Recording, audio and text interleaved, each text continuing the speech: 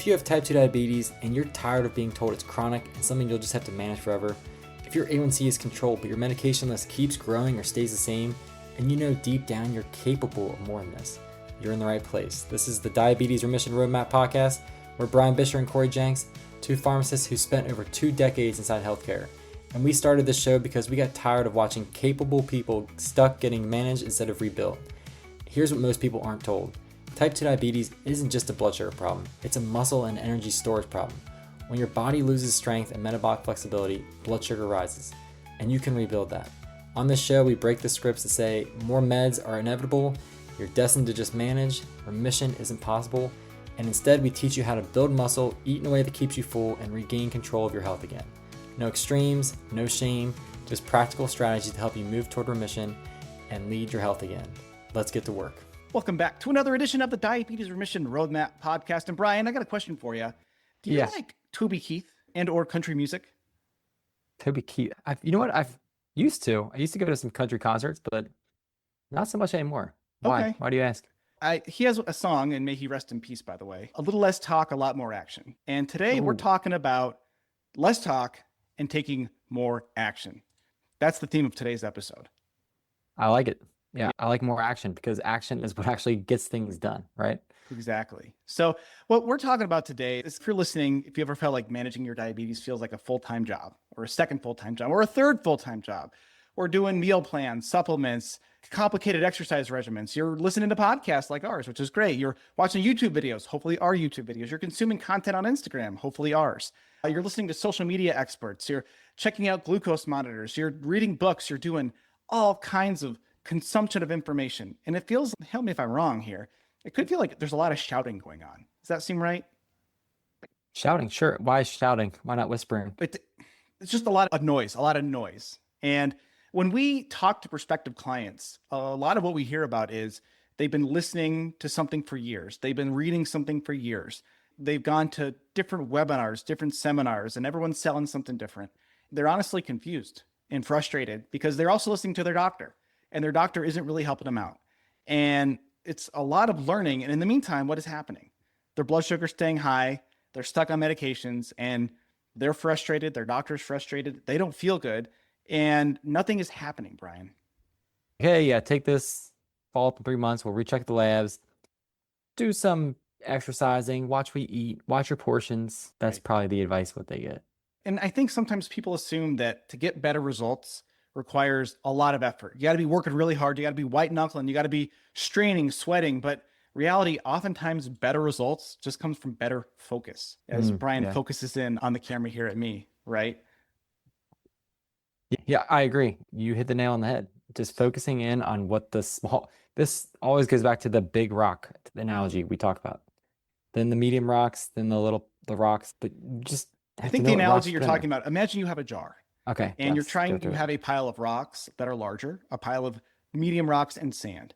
If you're trying to fit everything in that jar and get the most out of it, you're going to want to start with the big rocks. Because if you put the sand in first, there's no room to shove those big rocks in there, right? Yeah. And that's where focus is really important. And I'm just going to take a brief pause here, Brian, and just call this out. Because we get this a lot from people who listen to the show, who write in with questions, who write in with frustrations, that if you feel like you are struggling to focus on what's important, if you are struggling to pull the right levers, to move the right rocks, if you feel alone in between doctor's appointments, we offer coaching, don't we?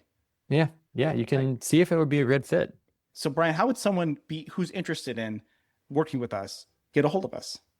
You can click the link in the show notes or go to diabetesfreechat.com and you can pick out a time to just get on a free assessment call with us. That's what we call it, a medication exit strategy call, because we really want to get everyone to remission if possible, but we'll be honest about that with the assessment. So if you're struggling, if you want some help, reach out to us. But in the meantime, we're getting back to Toby Keith there. All this noise, not enough action. And I think what we see with the clients who do work with us is they come to us with a lot of information. People are informed and sometimes over-informed and often taking lots of action, but is it the right action? I can think of one client who was Zumbaing and exercising, had been to multiple nutritionists, and within a couple of weeks of focus with us, like specific sort of tweaks to exercise, specific tweaks to diet, there was a 30-point drop in post-meal blood sugar, just like that. Yeah, and also not just doing a lot of the wrong thing.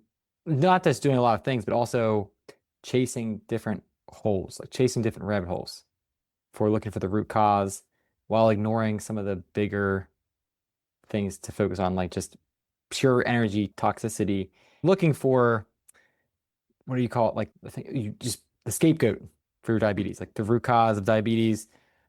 But when it comes down to it, like 90+%, it comes to insulin resistance. And if you just focus on the things that reverse energy toxicity, you will likely improve your blood sugar. So Simple things, right? yeah. A short walk after meals, 2 strength sessions a week, better sleep, eating protein first in your meals, helping with your stress. These are simple things. They're not always easy. And we agree that sometimes trying to manage stress in a stressful life or getting up to walk after a meal, if it's hot outside or cold outside, is not always easy. But they are simple. And when repeated regularly, that's what gets results, is taking the right action instead of just waiting and waiting to do what you think you should do or waiting till conditions are perfect. Yeah. Can I share an example of how I think the conversations, coaching can help this? Because we often think the surface level thing, what we need to do, I know I need to walk more, but the coaching and the questions comes into unwrapping the layers that's preventing you from walking more. Maybe it's not actually anything to do with walking. Maybe it's just the schedule or the environment or something.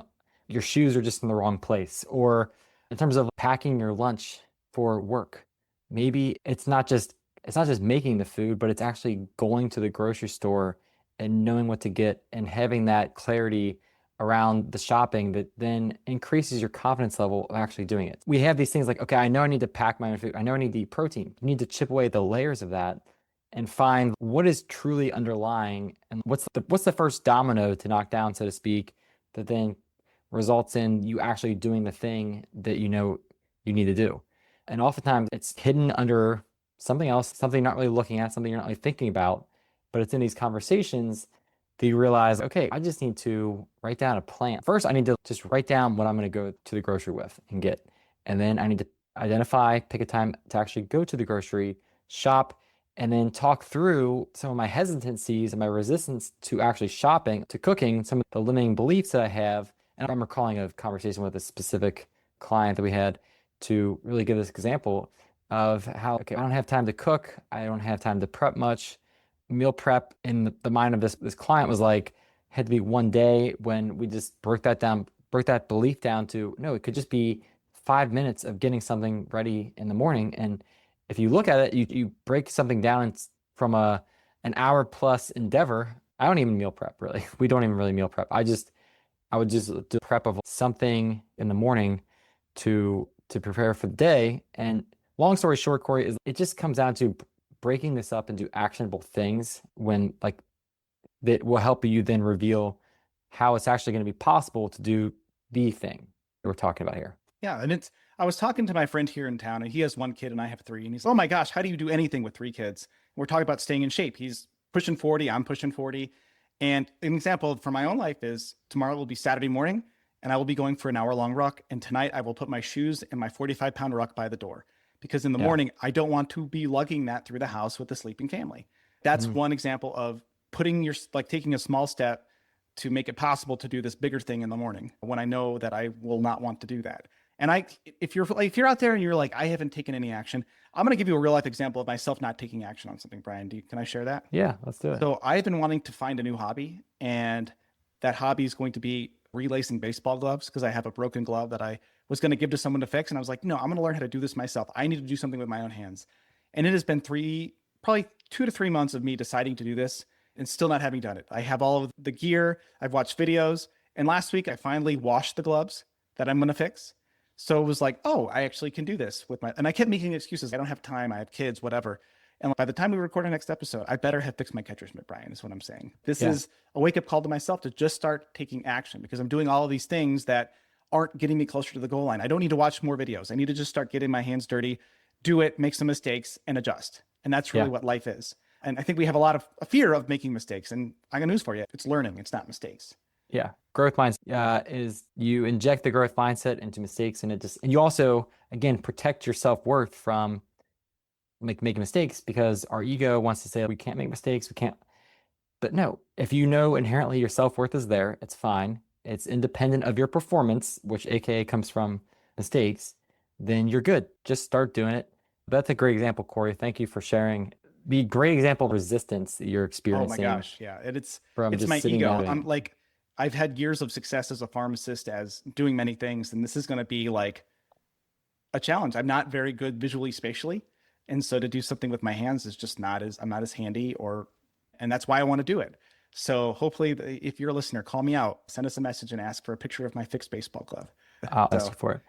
Yeah, I think the biggest takeaway here for people, for listeners, is that you really just start peeling back the onion and getting real with, like, getting honest with yourself of what is it that so we talk about the big things like eating protein, satiating meals, working out, strength training, moving. What are some of the resistances you have in your life to some of those things? And then start to chip away and take action at those resistances and then make it easier for yourself to actually do the thing.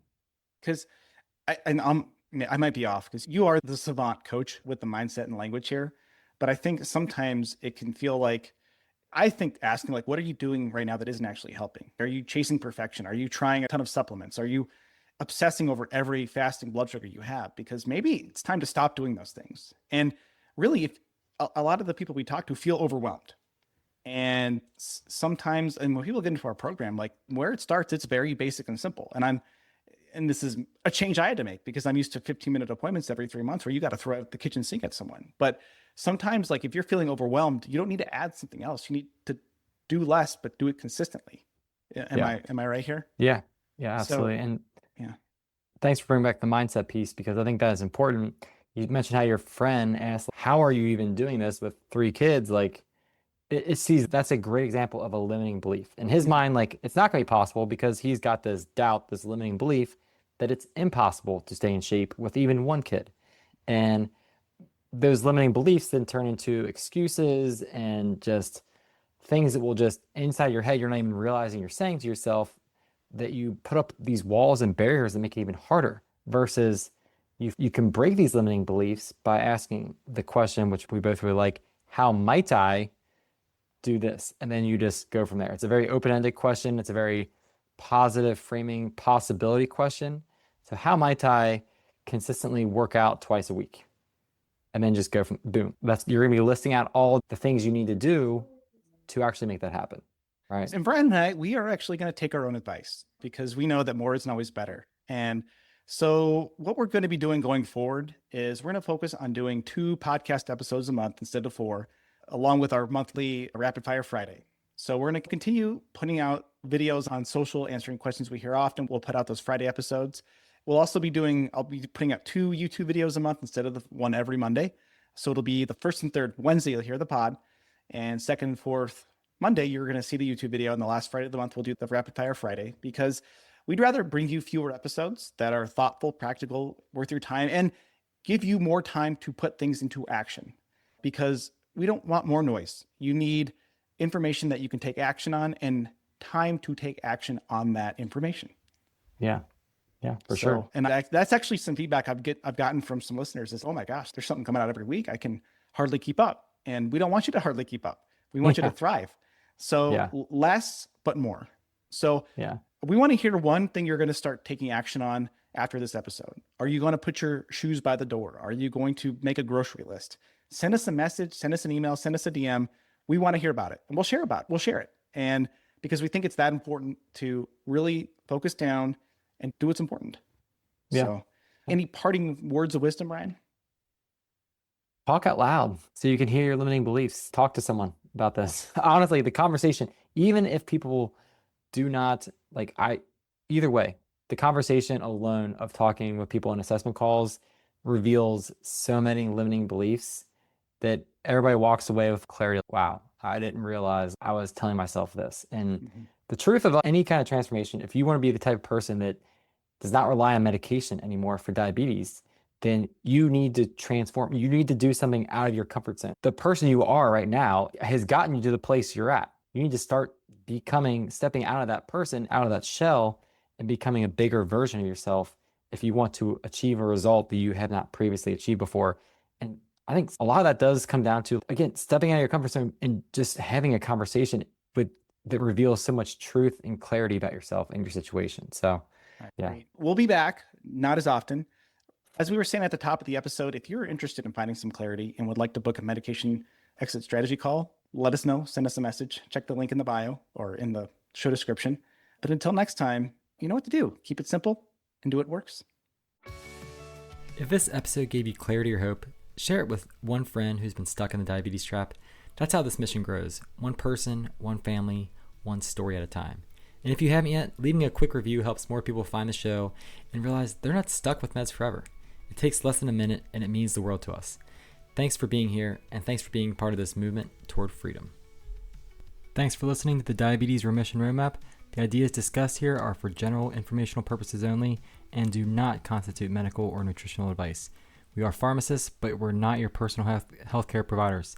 Always consult your own physician or qualified clinician before changing medications, exercise routines, or nutrition plans. Results vary, and what works for one person may not work for another.